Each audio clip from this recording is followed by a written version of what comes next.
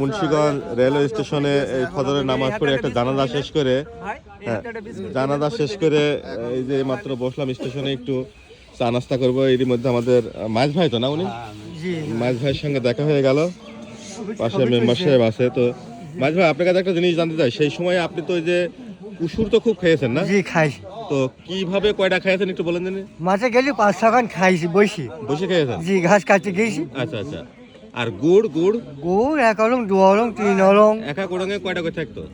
1 KG করে 5 পোয়া করে। 5 পোয়া করে জি। জায়গায় বসে খাই নিয়ে আসেন? হ্যাঁ সর্বনাশ। খাইছি ভাই। আখ খেয়েছে 4-5টা বলেছে। আগ 5-6 খান। তো এই হচ্ছে আমাদের পুরনো মানুষ। আসলে এরকম পুরনো মানুষ এখনো আছে যেগুলা আপনার আমাদের জন্য আসলে গর্বের বিষয় যে এরকম সুযোগ আর এই সময় আমরা আর পাবো না, কিন্তু মানুষগুলো এখন আছে চলে যাবে। ঠিক আছে, এই জন্য একসাথে বসে একটু চা খাওয়া এই আর কি। জি ঠিক আছে, তাহলে চা বিস্কুট খান। ঠিক আছে জি স্যার। ঠিক আছে জি।